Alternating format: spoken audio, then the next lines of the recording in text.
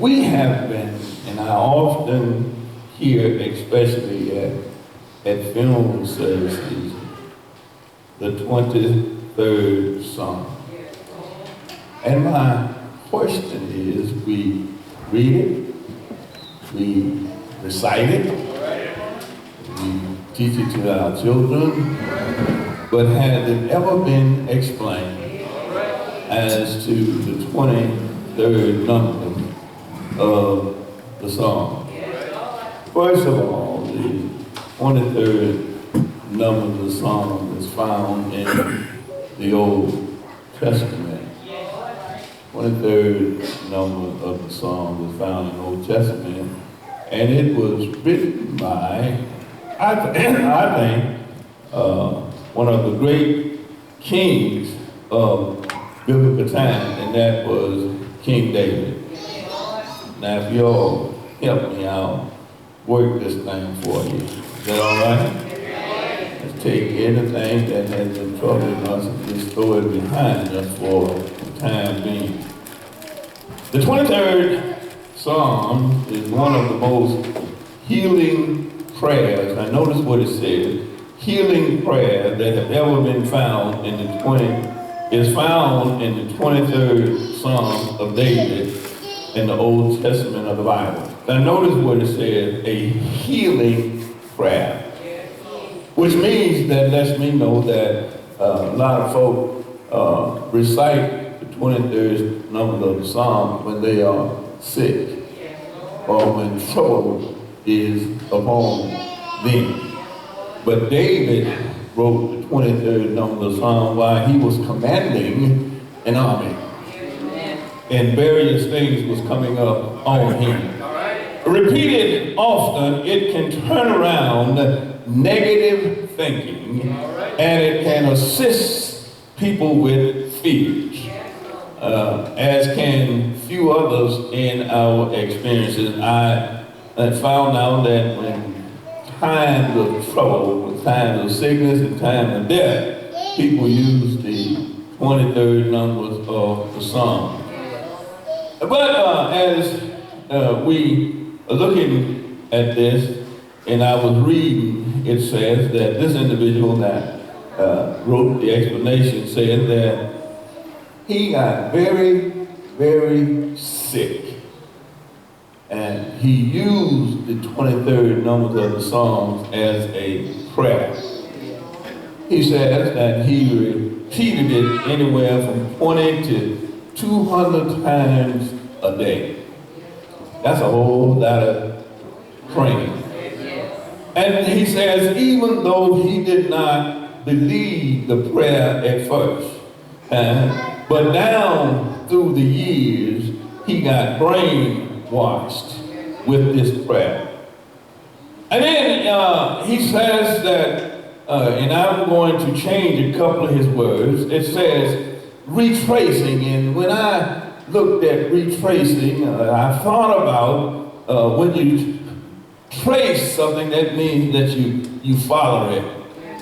And this writing said that it was retracing, so I crossed out retracing and I put down looking back or recalling. Are y'all gonna help me? Yeah. Everything in our lives now is not as good as they always. Everything in our life now is better than it used to be in our life. Can you recall how things were? Well, that's all right. Y'all don't want to. If I sit here and talk to these folks sitting right here, I guarantee you we can hold a good conversation as about how things were or how things used to be. That's all retracing is, recalling how things used to be. Can I help you? Glad to say I could. I remember when gas was 35 cents a gallon. I remember when a gallon of coal oil was a dime. See, some of y'all don't even know what coal oil is. Look at it, lady. You don't even know what it is. But I stopped by to tell you, I bought 5 gallons trying to beat the energy crisis now in California. I bought 5 gallons of coal oil, Deacon Taylor, and it cost me $25 for 5 gallons of coal oil that I used to pay a dime a gallon. So what? I recall and I remember. But some of us, we have gotten too big that we have forgotten. I dare you to sit down and talk to Mother Diane and Mother Taylor. She's too young to know anything. But these three sitting right here, I dare you to sit down and talk to them. And they can recall something. Talk to Mary Davis and Mother Miller and Mother Flagg and find out how difficult it was sometimes to feed the family. Are y'all with me? I didn't start eating neck bones until recently, because when you went to get neck bones, that's just what you got, naked bones. There wasn't no meat on the bones. But now, sometimes I say, when the wife put them in front of me, I said, "Lord, what is this?" She said, "Neck bones." I said, "With all this meat on it?" But that's what it is, retracing. In other words, looking back. And everyone in here can look back. Even our little children can look back and recall. It says many prayers and songs in the Bible are wonderful to read and think about, but the 23rd number of the Psalm in particular is nutritional balancing, because it's all about recalling or looking back at a very special healing. All right. Are y'all gonna help me? Process that occurs in everyone who follows God. Recalling or looking back rarely occurs with other programs. It's almost never occurs when somebody uses conventional medical methods most people are not familiar with. A lot of times we wait just as good until we get sick or when trouble come upon us. And then the first thing you holler, "The Lord is my shepherd." But you gotta leave David's prayer alone. Somebody ought to help me up in here. You need to leave David's prayer alone and get your own prayer. I don't have a problem saying what the Lord is. Y'all ain't with me. He's my shepherd. I can steal that from David. Anybody else can take that from David? And anybody else can say the Lord is my shepherd. Yeah, looking back is a process of going back into your life and looking at conditions. Also looking at the fear and anger that we have often faced. In other words, tying up loose ends. I can recall when I used to, at the age of 5 years old, before I learned how to say my ABCs, I can recall carrying water in the cotton field. I remember those days. But looking at, this is a deep healing process, which seems to help us to overcome problems that we are faced with. Let's get into this 23rd number of the Psalm. The first part says, "The Lord is my shepherd. I shall not want. He maketh me to lie down in green pastures. He leadeth me beside clear water. He restoreth my soul. He leadeth me in the path of righteousness for his name's sake. Though I walk through the valley of the shadow of death, I will fear no evil, for thou art with me. Thy rod and thy staff, they comfort me. Thou preparest a table before me in the presence of mine enemies. Thou anointed my head with oil, my cup runneth over. Surely goodness and mercy shall follow me all the days, not some of the days, but what? All the days of my life. And watch this, and I shall dwell in the house of the Lord. But then there's something that you have to do before you dwell in the house. I feel all right, y'all. Even though I ain't got nobody on the keys, I feel all right, you know. Well, let's take a look and see what's happening. King David wrote this song. grew up and worked as a shepherd. So he knew a lot about sheep and shepherding. The shepherd's job is to care for his flock, making sure they are safe, nurtured, calm, and happy at all times. Well, you hear, I don't know, but, and it's still confusing to me, but I call myself the shepherd of this flock. Some folks want to say they're under shepherd. Now, I don't care what they call themselves. I call myself the shepherd of this flock. Simply because God has put me over the church congregation. And what is my job? My job is to do what? Is to care. Oh, y'all come on here. My job is to care for the flock. Making sure that you are safe.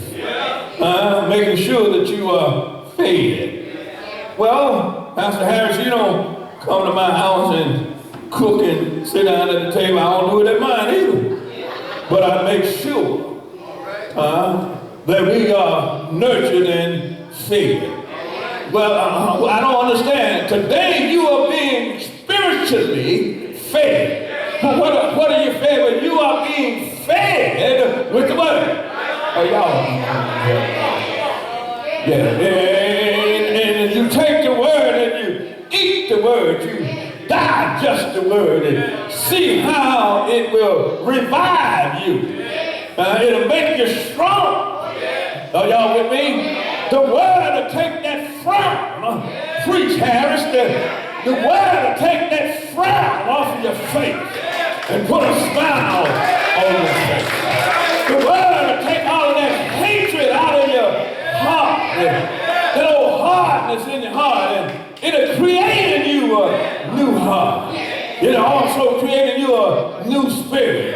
The word will take the laziness out of your body and put what running. That's what the pastor does. He feeds you with the word. In other words, just like a mama and a daddy, I wouldn't want a pastor that didn't chastise me sometimes. Well, I can tell you, I be getting phone calls. Hey, you beat up on me. You beat up on us pretty good. You talked about us and everything. I'm glad I do. Because if I didn't, you would think everything is going well. When the children do wrong, do you let them get away with it? Oh, y'all need to talk to me. You chastise them. And that's the way it is with us. Even me, when I don't do the thing that I'm supposed to do as a pastor, I get chastised. Everybody, y'all sleeping at 10 minutes after 3 this morning, but 10 minutes after 3, I'm woke. I tried my darndest to go back to sleep, but I couldn't sleep because I knew I hadn't worked my sermon like I was supposed to. So what did I do? I went up in the study, turned the lights on, and got off into this thing. And then when I laid back down, I slept till 8:45. That's what the word will do for you. Sheep are vulnerable to danger. If you were a child of God, you were vulnerable to danger. And other predators, because as a child of God, as a sheep, what I found out, sheep can't run very fast. Oh my goodness. And don't go out and tell nobody I call you dumb. Please don't, because I'm calling you sheep, but I'm not calling you dumb. The writer says sheep are not smart enough to avoid danger. In other words, a sheep is an humble animal. Put them out in the pasture. Only thing the sheep want is grazing grass. It ain't gonna bother you. Here come that old wolf or whatever it is. He gonna come and he'll grab one and he'll take him, and the only thing the sheep gonna do and they done lost his life. Well, can I help you with something? That's the way the devil is. That's the way the devil. If you're a child of God, the devil, he gonna slip in and try to cause problems in your life. Are y'all with me? I had a young man call me last week and say, Pastor, I said, yeah. He said, I need to talk to you. I said, what? He said, I need to talk to my pastor. He didn't say he needed to talk to Trump. He didn't say he needed to talk to his senator. He didn't say he needed to talk to the mayor. He didn't say he's the police chief. He said, Pastor, I need to talk to you. I'm in trouble. And then he went on to tell me. I could have said, man, look, man, ain't nothing I can do for you. And you know what? You need to call somebody higher than me. I'll talk to you later and hung the phone up. But I didn't do that.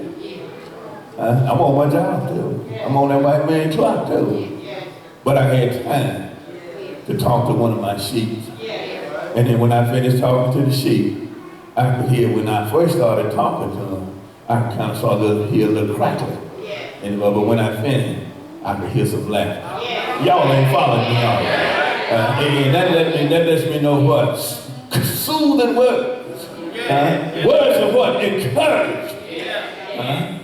It might not, in order that you trust in the Lord, might not come when you want him to. But I dare you just to, he'll show up on time. Yeah, it says the sheep to care for them correctly and safely, a sheep requires a shepherd to take them to fertile areas to graze. And otherwise, I have to take the congregation to higher heights. I tell you all of the time, don't run up in front of me, because if you run in front of me, you're going to get hurt. But if you stay behind me, I told this church when I first started pastoring, I will take you there if you do what? Follow my lead. That's all you got to do. But now when you run out there on your own and you get bushwhacked, it's on you.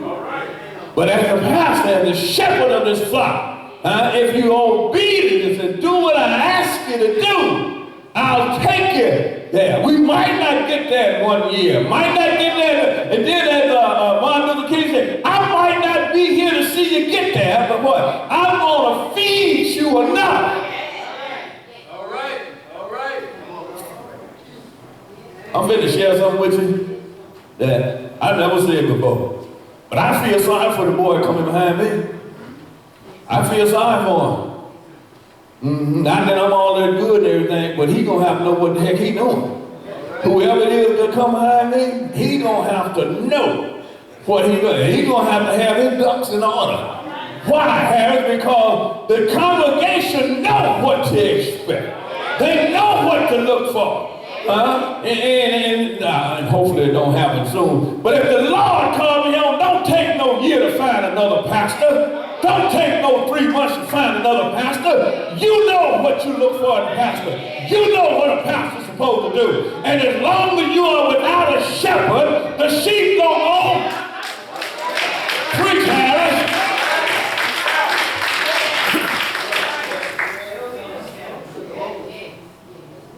When the cat's away, mice play. The shepherd has a responsibility. He is to protect them from predators and other hazards. Keep them together so they won't stray. God does this for us if we submit to his will. How many of y'all ever seen a shepherd with sheep? How many ever seen the shepherd with sheep? Let me see your hand. Praise the Lord. If you notice, the shepherd always got a rod in his hand. Are you with me? And that rod got a hook to it. What do you think that hook is for? If by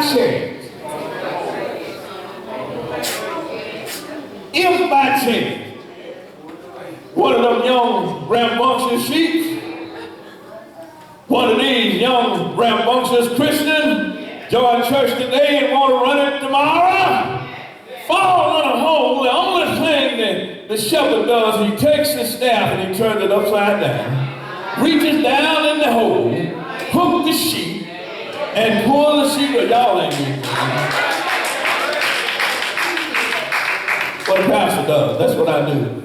While you out having fun, ripping and running up and down the road, doing your thing.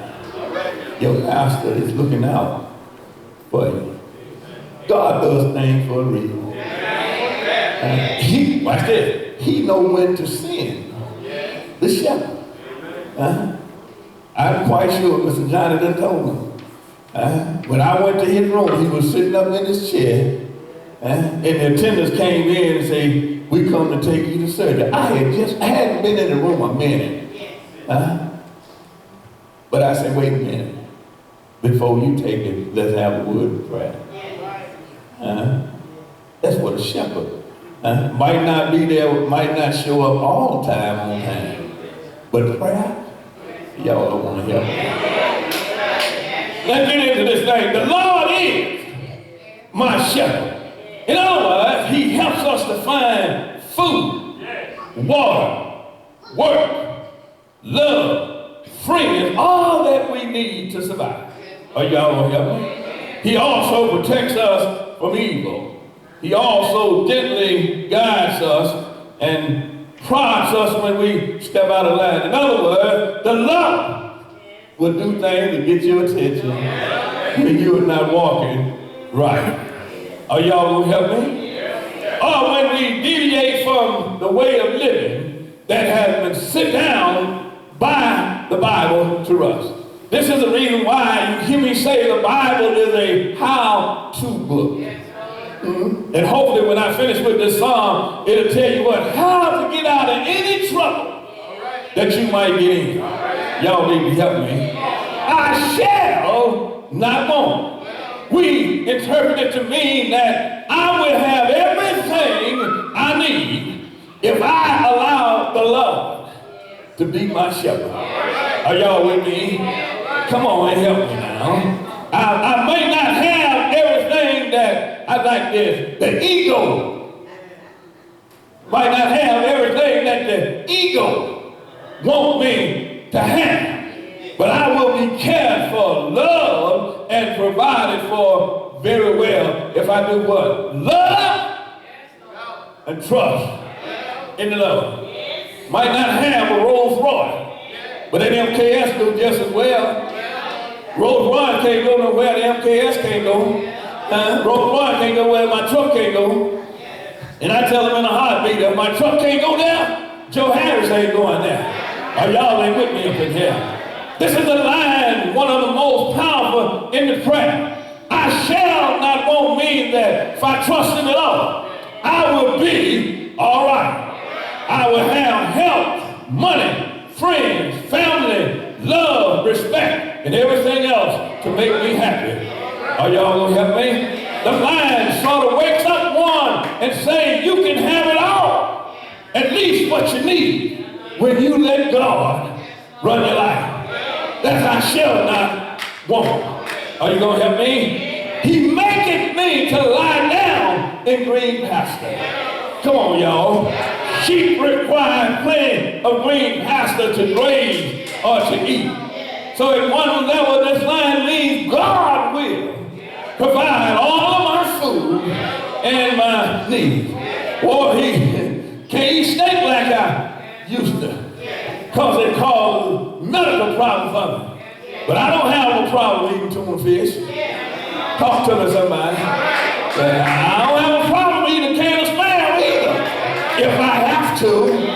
God in heaven knows I don't like liver, but if push comes to shove, I'll eat some liver. Because who God provides. Oh, I feel all right. So at one level, this means God will supply my food and other needs. It deepens and it repeats the idea that I shall not want for anything. And that God will take care of me. I remember when I talked to him, don't worry about nothing. God got you. If you got God, God got you. Oh, you got to struggle sometimes. You got to go through a little problem sometimes. He's not testing you, but he's finding out if you are genuine and if you for real. I love the Lord, but show me how much you love me. When you get in trouble, when you turn your back on me, are y'all with me? God will take care of me. At a deeper level, it means that God provides nourishment for the body, the mind, and the soul that is wholesome, helpful and appetizing. It does not say that I have to struggle to make ends meet. I never will get it. I was in, last time we was in Los Angeles, gas was $4.25 a gallon. And I called my friend and went in Rayville. I said, Reverend Smith? I said, yeah. He said, yeah. I said, man. I said, I got to hurry up and get out of Los Angeles. He said, Harry, what's the problem? I said, man, I said, gas prices is $4.25 a gallon. I thought he was going to feel sorry for me. Know what Smith said? Did you put gas in your car, Harry? I said, yes, I did. He said, you still got some money in your pocket, Harry? He said, well, thank God. What was he saying? Even though the prices of the gas was that high, are y'all ain't with me? I was still what? Blessed to have the money to buy the gas. I'm not living in Los Angeles. I told the wife, well, I can't wait to get back to Arizona. And when we got to Arizona from 425 down to 2 something, I say, thank you, sir. God! He'll never leave you, nor forsake you. But he will allow you to be put in position to see if you are as genuine as you say that you are. I will trust in the Lord. All right. When you can't hardly see that bill being paid. Yeah, in Pookie need a pair of them $450 sneakers. I'm gonna tell you the truth. I'm finna get in your business. I'm gonna get back into this song. If I hear tell anybody in this church paying $450 for a pair of sneakers, Margot, you look at me crazy if you want it, but I better not hear telling you buying those $450 pair of sneakers. Let me ask you something. And we're gonna get back into this song. What can a $450 pair of sneakers do that a pair of $25 Payless sneakers can't do? I need you to help me. It ain't gonna cause you to run no faster. Ain't gonna cause you to jump no higher. Tony getting ready to put his penny together right now. Look at he's sitting over there now. It don't make sense.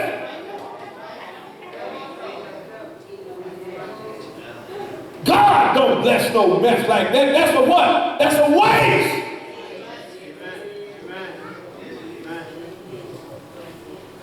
Can I help you with something? I never wore a brand new pair of Chuck Taylors. Y'all know what Chuck Taylor is? Okay. They called, at that time, they would call them $12 another pair of All-Stars. Chuck Taylor All-Star. I couldn't even afford a new pair. I had to go to the secondhand store. And even though I was wearing the size 11, in order for me to get a pair of Chuck Taylors, I had to get a 13. But I got my Chuck Taylor. But down through the years, God has done what? He has blessed us. We were, yeah, she's gone right now. I'm gonna share something with you. Went over to AT&T yesterday. My phone, and God knows when to do things. The phone that I had went out and wouldn't hold a charge. So why she this computer, whatever, modern technology, that's her thing. So she said, it's time for an upgrade. I said, well, I'm all right with this one. She said, no, I'm buzzing on the charge. We sitting in AT&T, she handling all the transactions. They talking and everything. And she tells me, talking to this attendant, and I got this little gadget in my hand. And she said, how many of y'all familiar with these cell phones? Don't lie, hold your hand up. What's it? Y'all, how much is the Galaxy 8?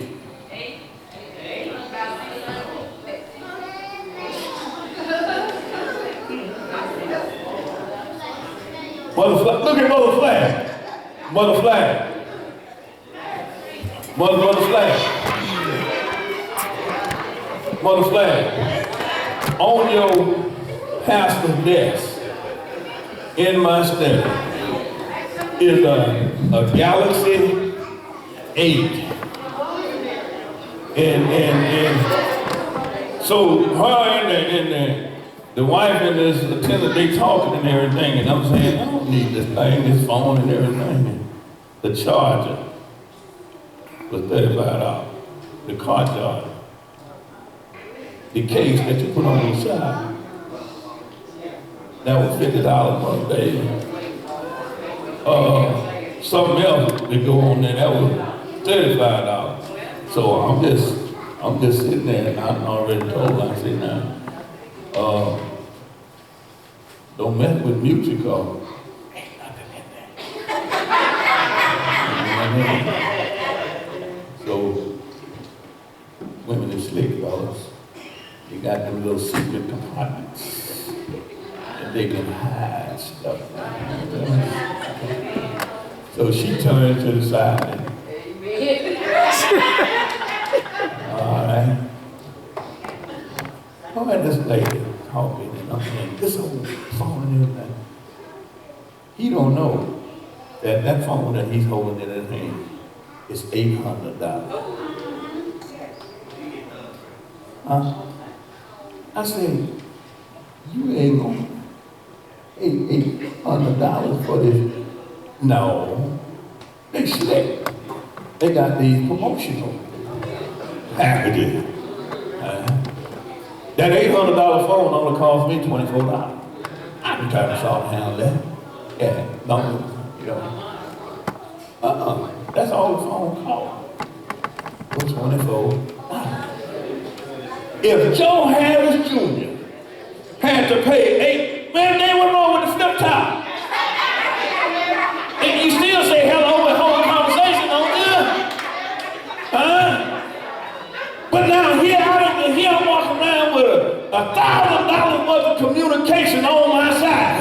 Are y'all with me? Oh, figure and I can't pay time.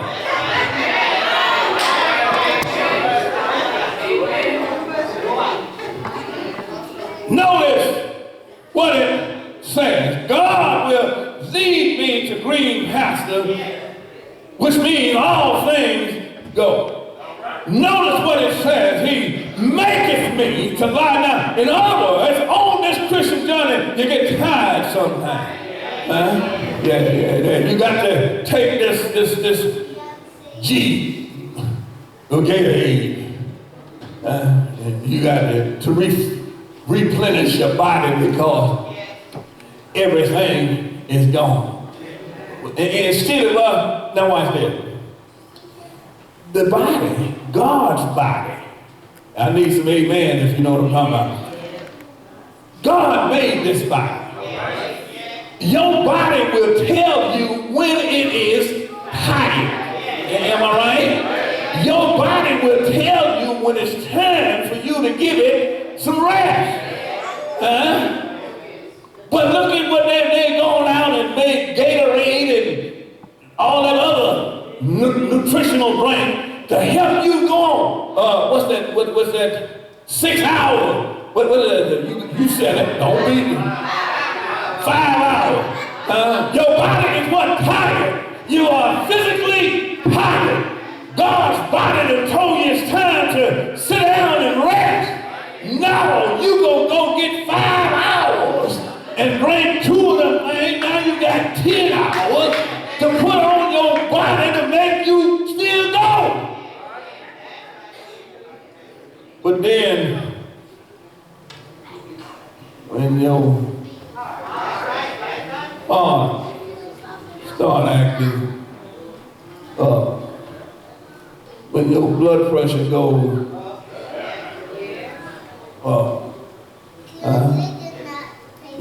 what has happened? You have put them chemicals in your body. He maketh me to do what? Lie down. In other words, he tells you when it's time to rest. Lay down. Rest God's body. Look at the car. When you done ran that car too hard, and you haven't pulled proper maintenance on that car tells you, them gauges in that car. But guess what? You got some gauges in your body. Your eyesight, you start seeing double. You start wobbling your body. But God maketh me. Notice that they say, let me. Maketh me to do what? Lie down. The sheep lie down in green house. And then look at what it says, and he leadeth me beside the muddy, dirty, nasty water. No. He leads me behind the still water, still clear water. The still water represents what? Peace, love, harmony, and beauty.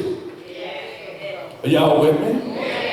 That's what that means. I never will forget when I was in the service, we'd be out in the field and they would always say, if you find water that's running, if you find water that's running, that's good to drink. Simply because what? The water running over the rocks and everything has taken what? The impurity, y'all ain't with me, has taken the impurities out of the water. But when you find water that's just sitting there, that's stagnant. It's stagnant water.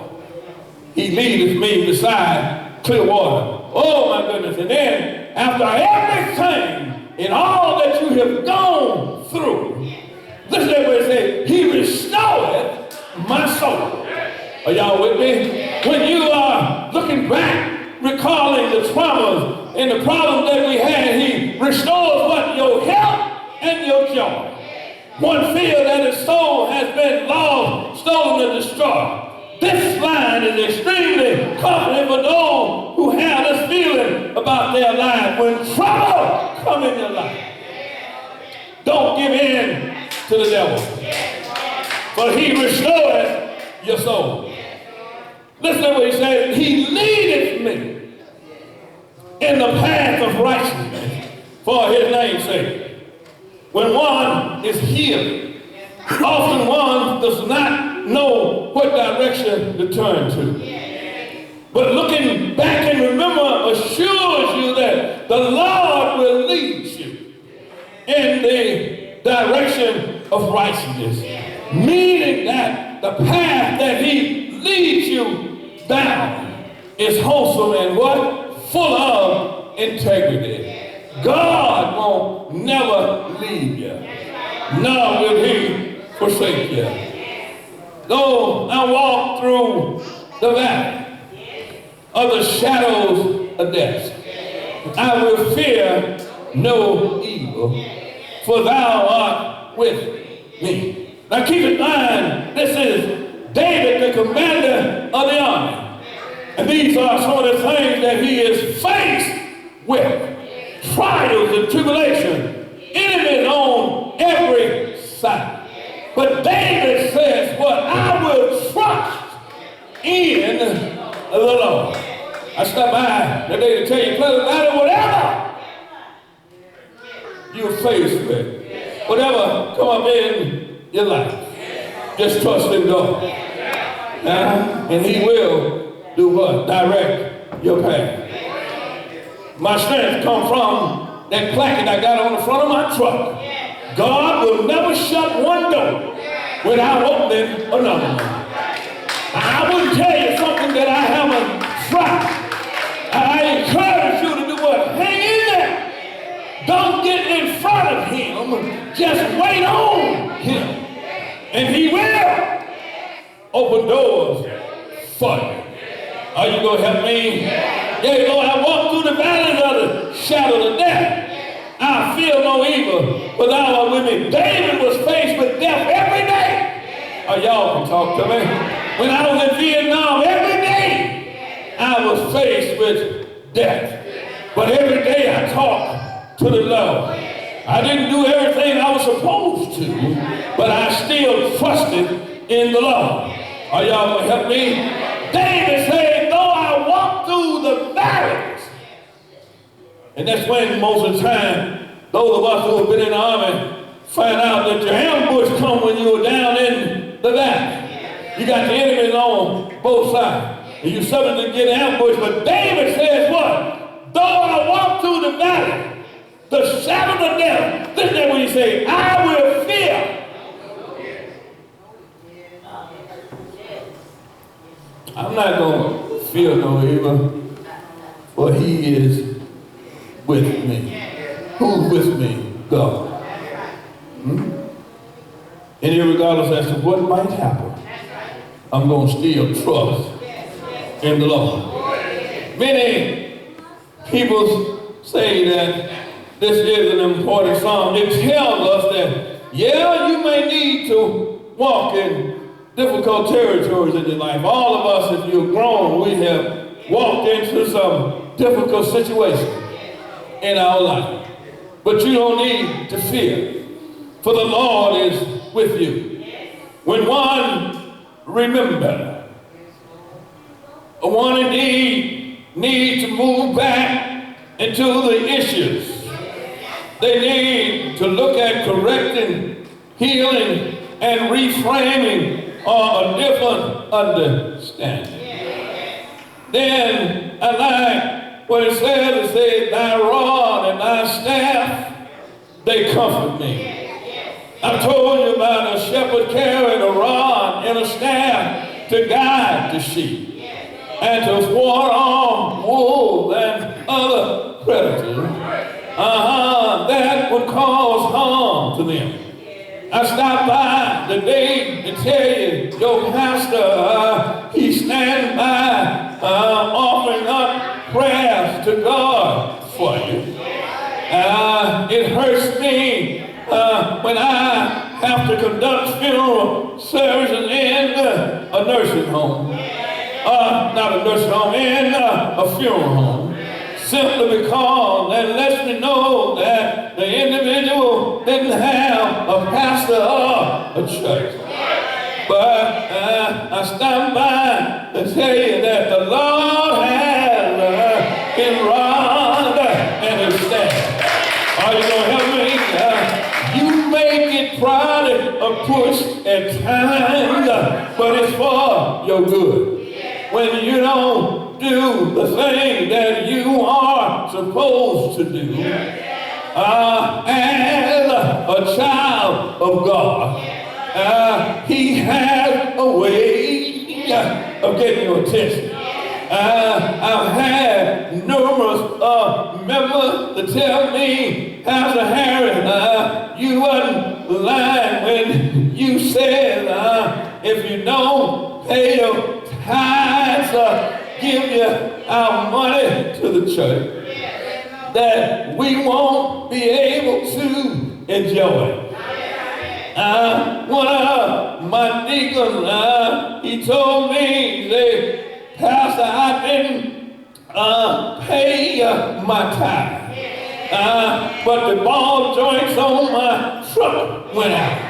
And I had to buy a brand new tithe.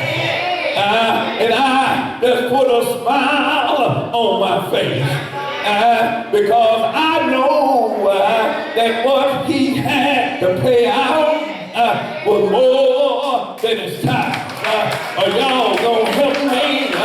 God don't ask for all of it. He just wants what belongs to him. Are you gonna help me?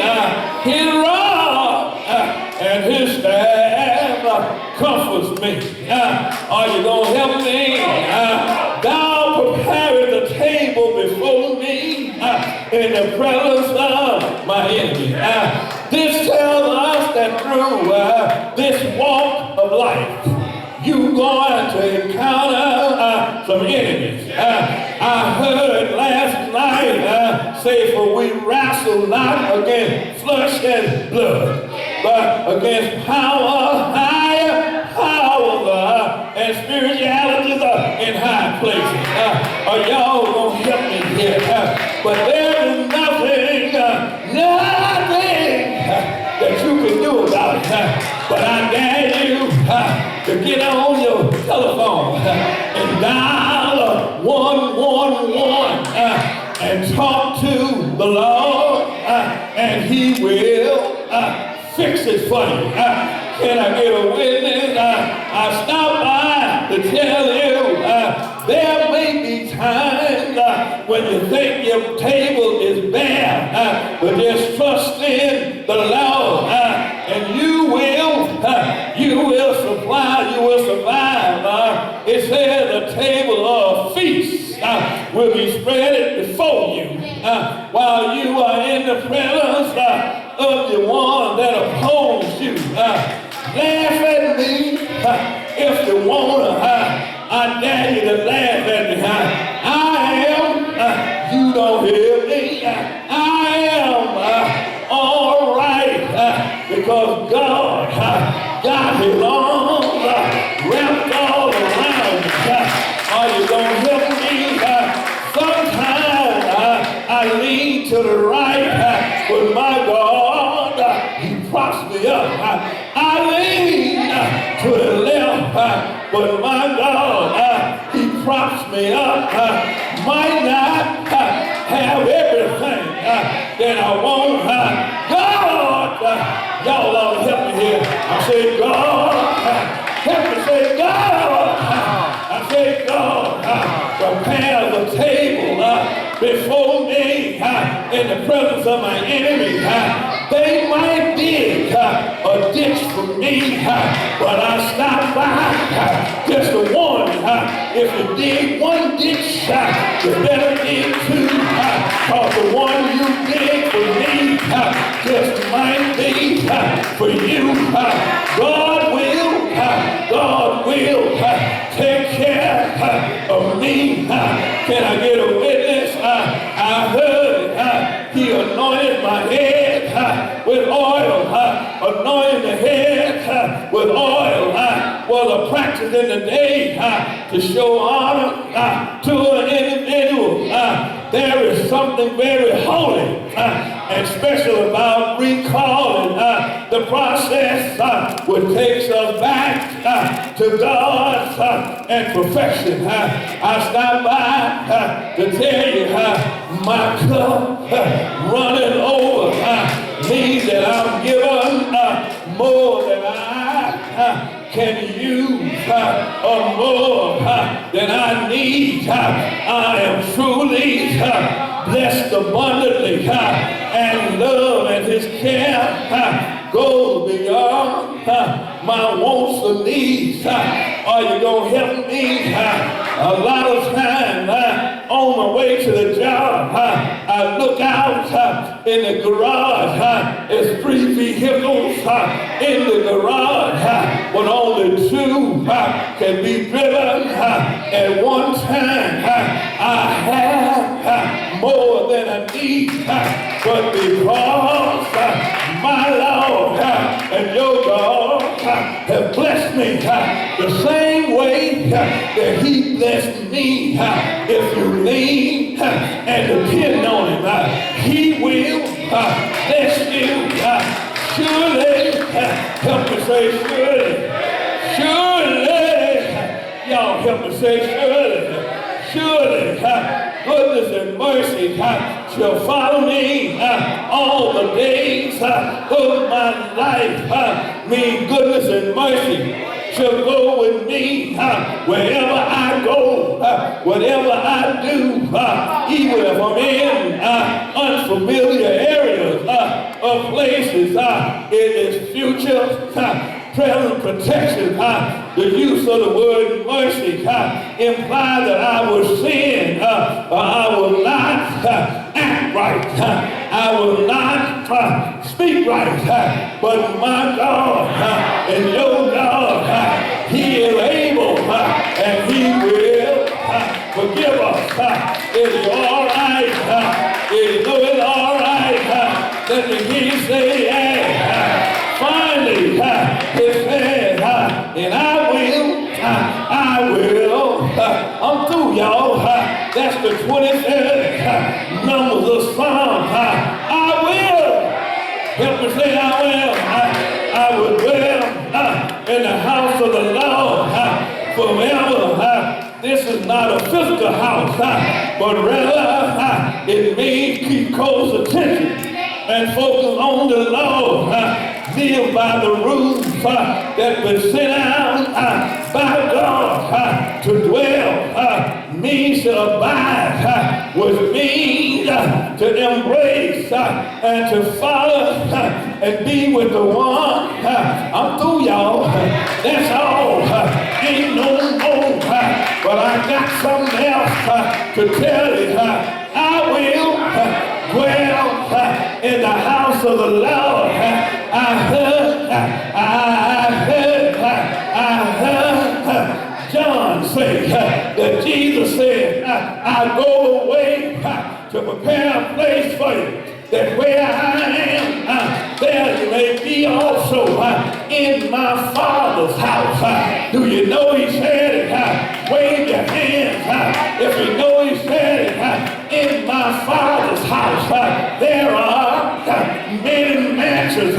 If it were not so, I would have told you. But I thank God that one of these days when life's journey down here is over, I'm going where the wicked shall cease from troubling and the weary will be at rest.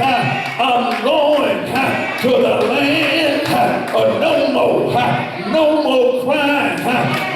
more heartaches, no more sickness, no more, won't be no death over there, no more goodbyes, always howdy, in that land where the man died on Calvary's cross, he went in the ground, stayed there all night, Friday night, stayed there all day Saturday, stayed there all night Saturday night, but help me say it early, help me say it early, help me say it early, Sunday morning, he got up with all powers in his hand. I'm glad that I have a shepherd that leads me. Do he lead you? He leads me. The Lord, help me say the Lord. The Lord. That's all. That's all. That's all. Nothing left. That's all. That's all. I just took you through the 23rd numbers of the Psalm. But the one that I like, the Lord is. The Lord is. The Lord is. My shepherd. And during this walk of life, he leads me. And then he guides me. And you know what he does? He tells me that I am his own. That's what he tells me. When you're faced with trials and tribulation, whatever the problems are in your life, all you got to do is just lean and depend on the Lord. And I promise you, he'll work it out. Anybody in here ever tried? Anybody in here ever tried? Has he failed anybody? Has he failed anybody? Deacon Harris said, not yet. And if you hold on to his unchanging hand, he won't never fail you. Has anybody ever had a paycheck? Anybody ever had a paycheck?